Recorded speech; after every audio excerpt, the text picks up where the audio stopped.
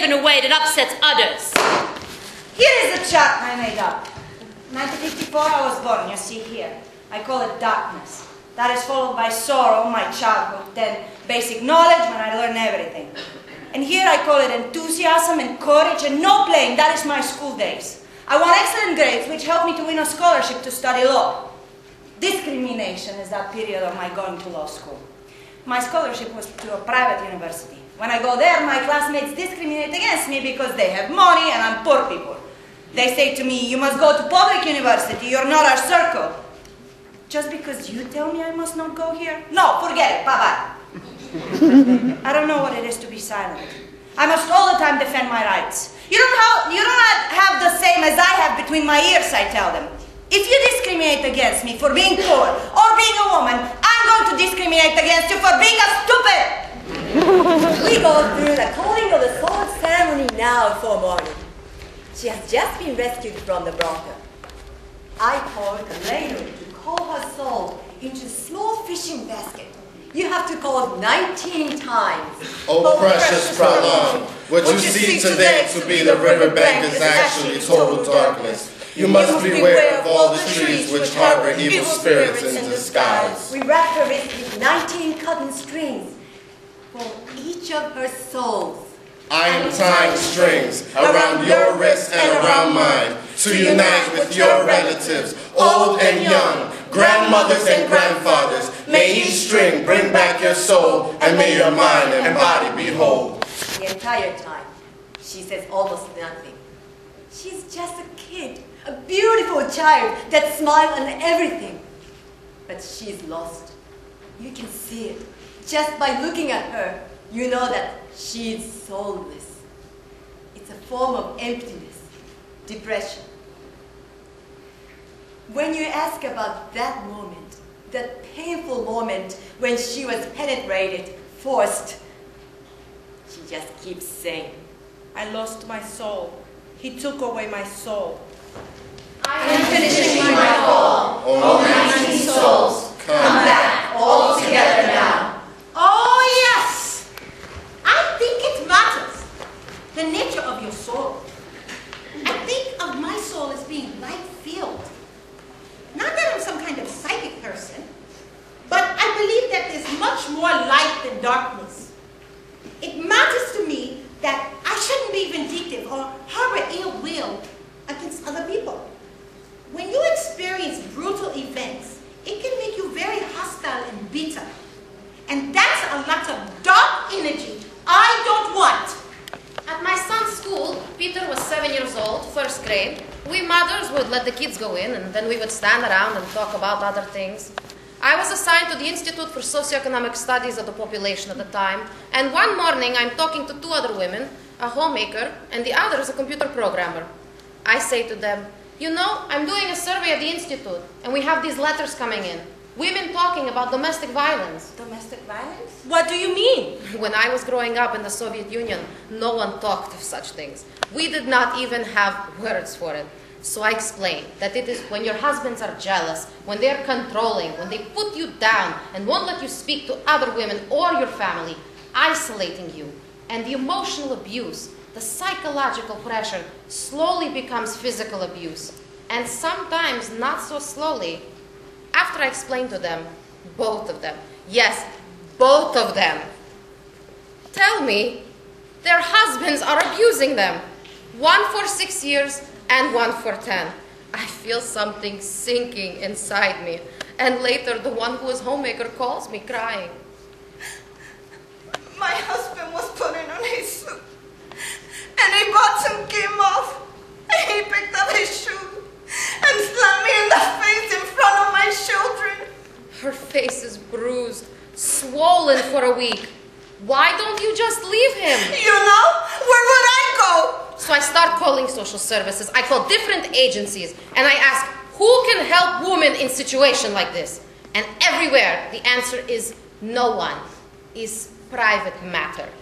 Well, I am not ready to accept that. So I get an office and a phone line, and I set up the domestic violence hotline. Actually, I call it a trust line, because all the women could do is trust. It's so hard. I'm all the time declaiming, denouncing, but they don't investigate anything. Impunity is the queen of Guatemala.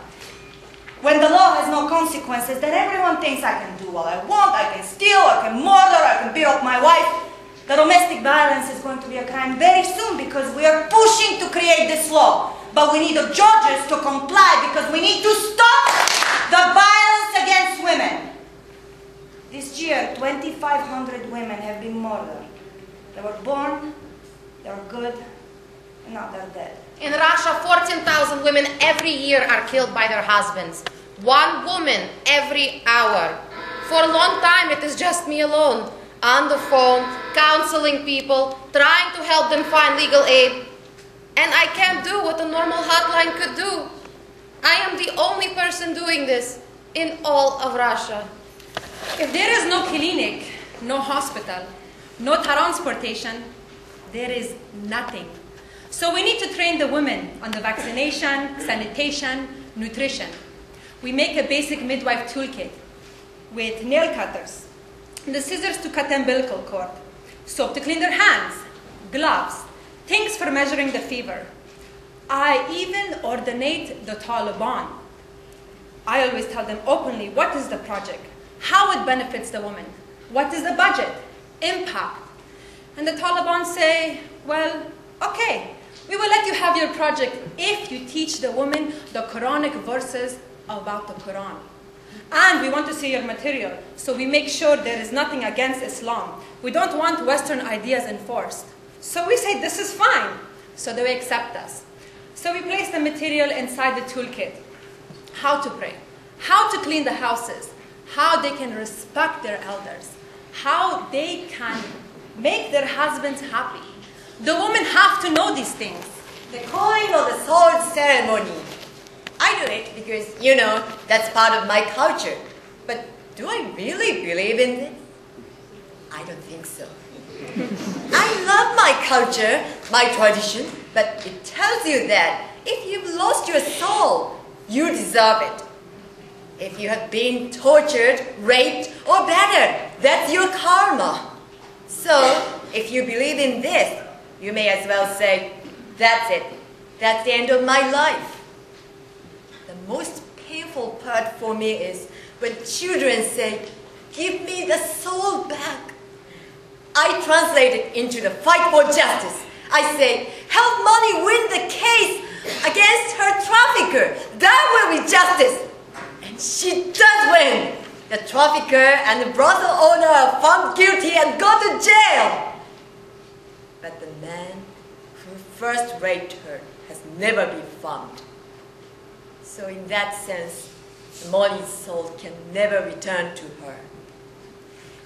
These victims will whole again, only they feel free from being raped again, sold again.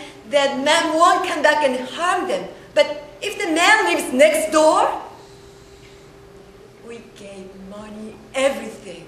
She came and lived with us, but she couldn't.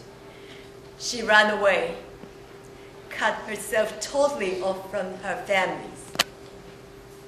Now she's somewhere in some other brothel.